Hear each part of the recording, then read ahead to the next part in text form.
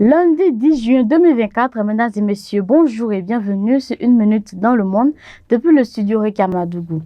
En Israël, l'union politique autour de Benjamin Netanyahou est en train d'imploser. Benny Gantz, membre du cabinet de guerre, a en effet annoncé dimanche soir sa démission du gouvernement sur fond de désaccord avec le Premier ministre sur la conduite de la guerre à Gaza. Je cite, « Netanyahou nous empêche d'avancer vers une réelle victoire.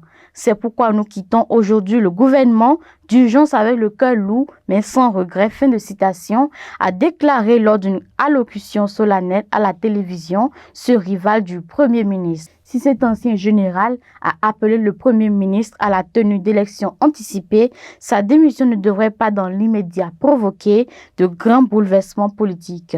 Benjamin Netanyahou, chef du grand parti de la droite Likoud, dispose toujours d'une majorité de 64 députés sur 120 au Parlement israélien grâce à l'appui de ses alliés d'extrême droite.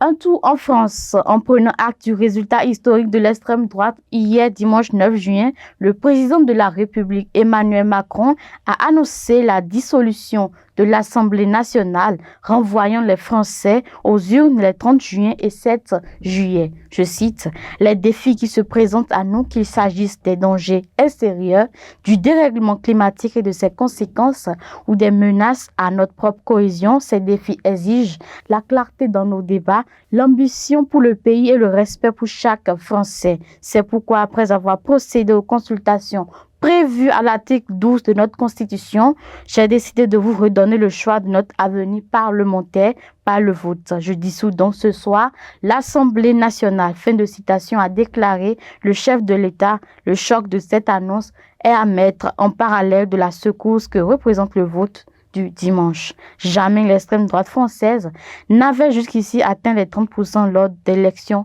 européennes.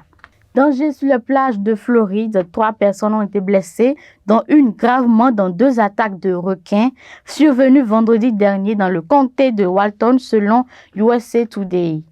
Lors de la première attaque, au large de la plage de Watersound, une femme de 45 ans a perdu son bras gauche. Elle a dû être transportée à l'hôpital en hélicoptère pour y être soignée en urgence. La seconde attaque a eu lieu peu après au niveau de la plage d'Englet Beach, à environ 5 km.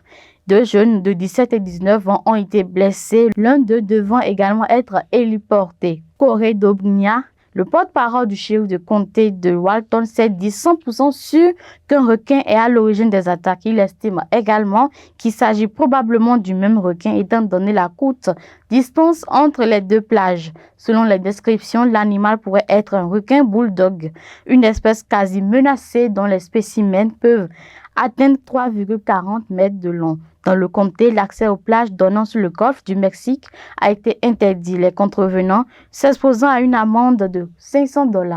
Clôturons cette session avec un fait divers. La communauté LGBT est réprimée aux Comores. 2 femmes ont ainsi été emprisonnées le samedi dernier car elles auraient demandé à se marier, ce qui selon la justice constitue des faits contraires aux bonnes mœurs et contre nature.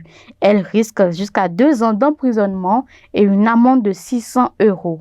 Elles ont été présentées au parquet le 8 juin pour des faits unanimement considérés comme étant contraires aux bonnes mœurs et contre nature, selon un communiqué du procureur de la République, Ali Mohamed Junaid. Ce sera tout pour cette session. Merci de nous avoir suivis et à demain.